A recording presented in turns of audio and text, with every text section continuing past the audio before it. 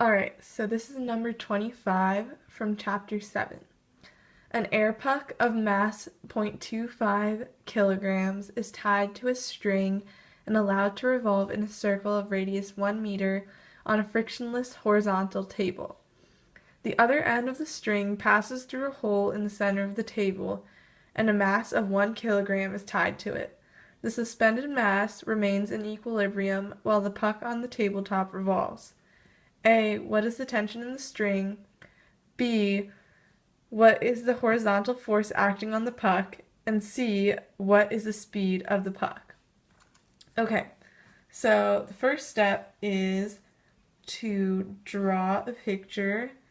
And so here's the tabletop.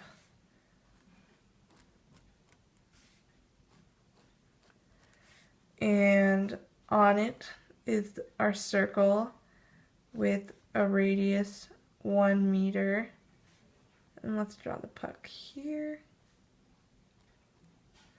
This is 1 meter.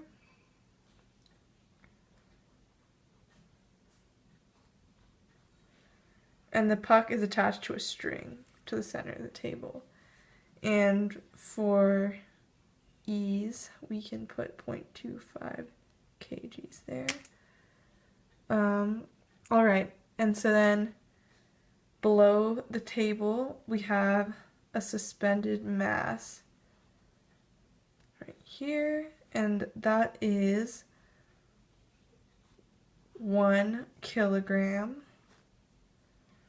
So 1 kilogram. Alright, so this should be good for now. So in part A, it asks what is the tension in the string.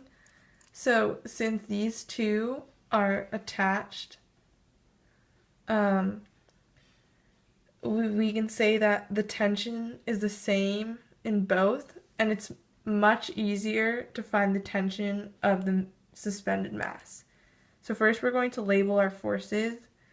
So we have tension going up in the suspended mass, and we have weight coming down.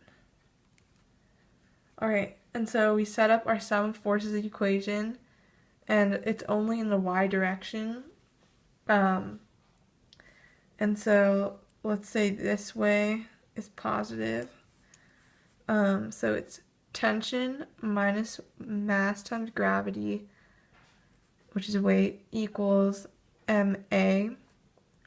And in the problem it says the suspended mass remains in equilibrium while the puck on the tabletop revolves.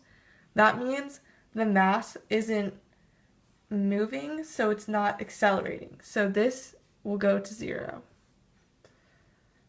Alright, so now solving for tension. Tension would equal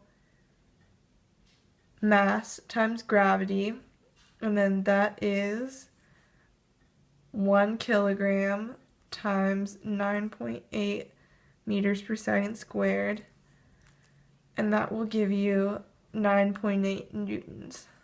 So the tension in the string is 9.8 newtons.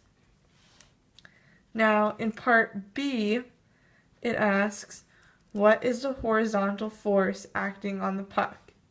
Well, the problem says earlier that the table is frictionless and horizontal, so there's no friction, which means the only horizontal force acting on the puck is tension. And as we already found in part A, this is 9.8 newtons. Alright, part C asks, what is the speed of the puck? Okay, so for this part, we're going to set up a sum of forces in the x direction for the puck on the tabletop. So, as we said in part B, tension is the only force in the x direction, so it's just the sum of all forces in the x direction equals t, and then that, of course, equals mass times acceleration.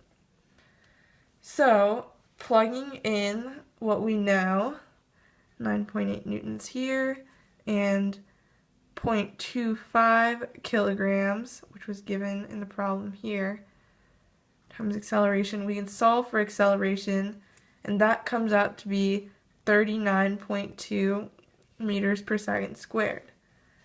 So this is the acceleration towards the center of the circle, and one of our equations that we've learned is AC equals v squared over r. So substituting into this equation, we know the acceleration, so 39.2 meters per second squared. R is 1 meter. We solve for v, which comes out to be 6.3 meters per second. And that is how you do problem number 25.